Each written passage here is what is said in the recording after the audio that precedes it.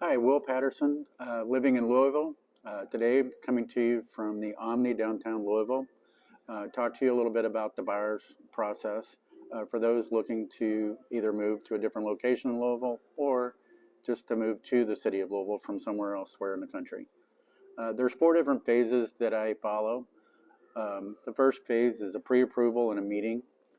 In that process, we begin our journey by just establishing rapport with each other, focusing on the wants and needs of your new home, helping with the buying process, and a collective goal of being able to lead, assist, and serve you through the buying process.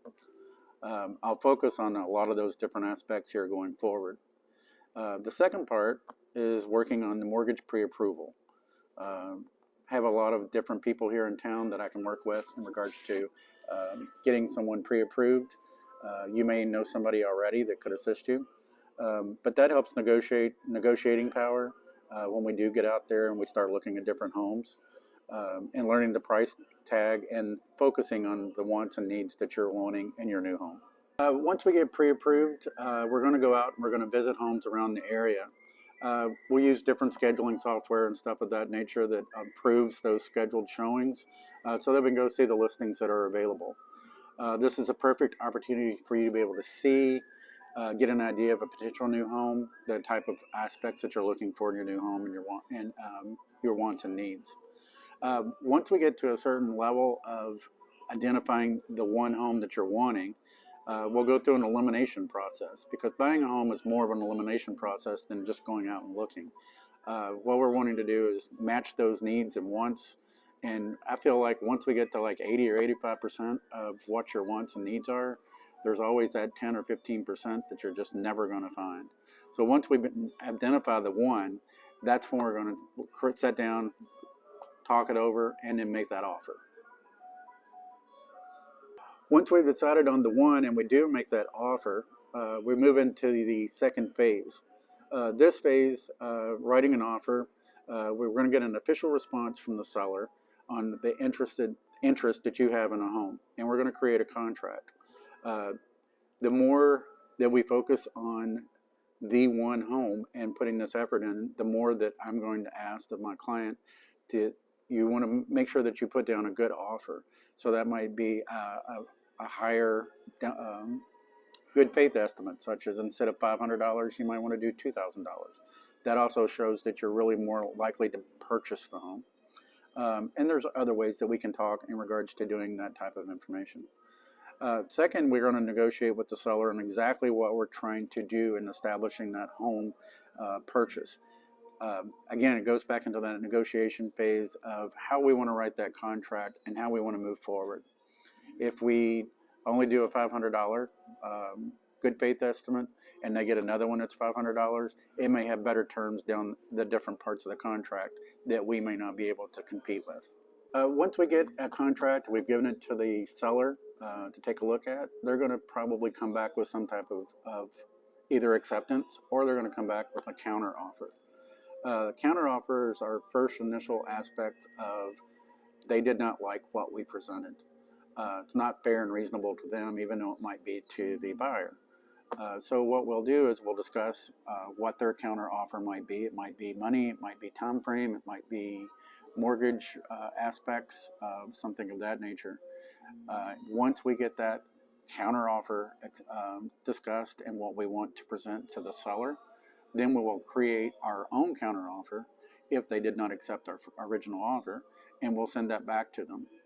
If they like that, or if we want to continue that back and forth on the counter offer, trying to come to an agreement, once that's accepted, we have purchased a house.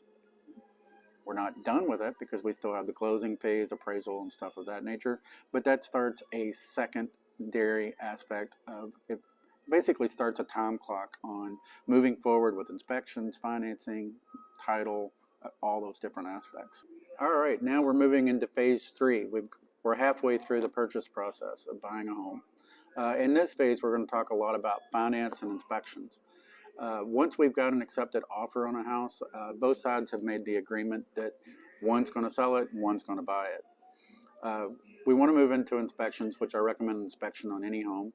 And that goes through and gives us an idea of what is not been maintained, issues that might be with the house that the current owner may not know, or they just don't want to put in the money to make those corrections. Some could be minor, some could be major. There could be termites, there could be roofing, there could be all kinds of different things. So I'll help everybody that's going through this process with their inspections and understanding the complications that this could lead to down the road. With the repair request, that's what we get from the inspection company once they've done an actual inspection. It tells us where the house might have termites, whether it's got structural issues, window issues, the whole aspects of the house. I have a lot of different companies here in town that can do that. So if you're unaware of those, I can recommend those as well.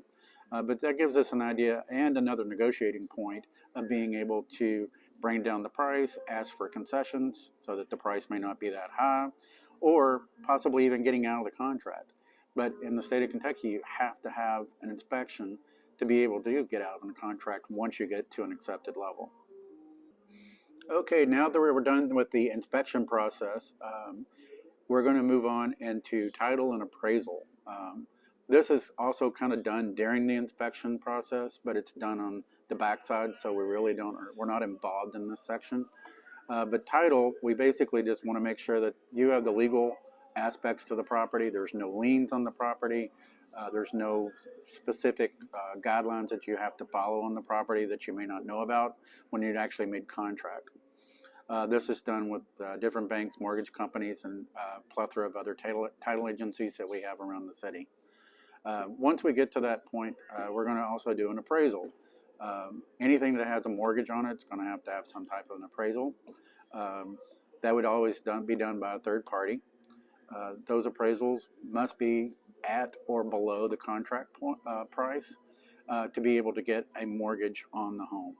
If we don't meet the actual contract price with the appraisal, then you would need to bring in that additional money, negotiate with the seller so that you all come to an agreement on lowering the price, or we might just have to walk away because we don't meet that price appraisal.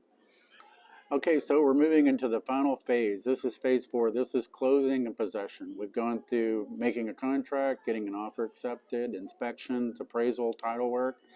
Next, we're going to schedule the closing. Once everything is done with financing, inspection, we're going to set a closing date, and this is whenever the legal aspects of the contract move from the seller to the buyer. And it's basically a transfer of money and the legal title to the home. But prior to doing that, we're going to go through and we're going to do a final walkthrough of the house. This allows the buyer, to look at everything in the house and call out any questions that you might have in regards to taking final possession of the home. Making sure that the inspection parts and anything that we might have done in the request for repairs has been completed. If anything's come up since that time that we were in the home, could have been a storm or something of that nature, you'd have to make sure that both parties are going to make repairs from that perspective, and make sure that it's in the actual condition that you were promised when you made the purchase and the contract. And the last two parts of this phase 4, and this is also the final part of going through the 4 phases, we're going to go close on the home. This is where you meet and sign the legal paperwork and transfer of ownership, write checks, any monies that are due, anything that's going to happen in regards to you actually transferring the property from the seller to you, the buyer. Once we get all those paperwork done, you're going to get a stack of papers that are probably going to be quite large. We take those, and those are yours to keep, and you have a new home. And then you get to leave with the keys, go to your new house, take possession. It may be at a specified time and date during that time frame, because the buyers may be leaving or the sellers may be leaving the home on the same day that you're doing the closing. So it could be at like 4 o'clock in the afternoon. But that's all determined during our closing, and it's also determining when we're scheduling the closing. Once all that's done, you're in your new home, bring in the moving vans, start decorating, painting, doing whatever you want to do. You've bought a new house.